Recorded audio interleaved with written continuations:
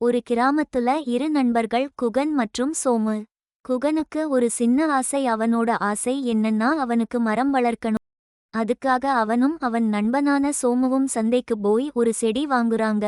வாங்கிட்டு வந்து குகனுடைய தோட்டத்துல அவனும் சோமுவும் அந்த செடிய நட்டு வைக்கிறாங்க. அந்த செடிக்கு தண்ணீர் ஊத்திட்டு வருவாங்க. அந்த செடி நல்லா துளிர் விட்டு வளர்ந்தது. அதை பார்த்து இருவருமே ரொம்ப சந்தோஷம் பட்டாங்க. இருவரும் அந்த செடி கிட்ட தினமும் பேசுவாங்க.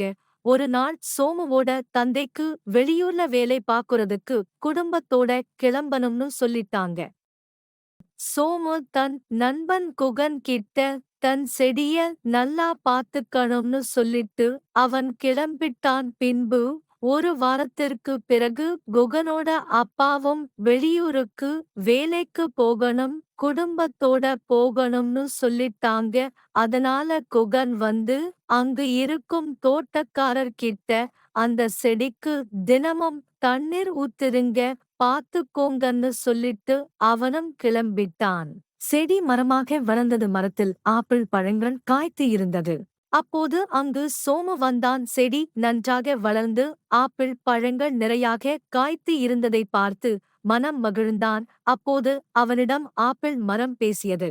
சோமுவின் முகத்தில் சோகம் தெரிந்தது. அதற்கு ஆப்பிள் மரம் என்ன என்று கேட்டது.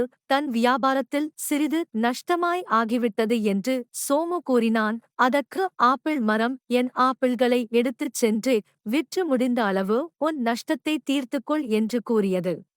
நன்றி கூறி அங்கிருந்து ஆப்பிள்களை எடுத்துச் சென்றான். அவன் அதை விற்று முடிந்த அளவு அவன் நஷ்டத்தை தீர்த்தான். ஆனாலும் அவன் நஷ்டம் தீரவில்லை. மறுபடியும் ஆப்பிள் மரத்திடம் வந்தார். ஆப்பிள் மரத்திடம் தன் நஷ்டம் தீரவில்லை என்று கூறினான். அதற்கு ஆப்பிள் மரம் தன் கிளைகளை வெட்டி கொண்டு சென்று விற்று உன் நஷ்டத்தை தீர்த்துக்கொள் என்று கூறியது. சோமு கிளைகளை வெட்டி வெட்டி கொண்டு ஆப்பிள் மரத்திற்கு நன்றி கூறி எடுத்துச் சென்றான். நம் கஷ்டத்திற்கும் நஷ்டத்திற்கும் மரங்களை வெட்டி நாம் கஷ்டத்தை தீர்த்துக் கொள்கிறோம். இது போன்று எல்லா மரங்களையும் வெட்டி விட்டால் உலகில் ஒரு மரம் கூட இருக்காது.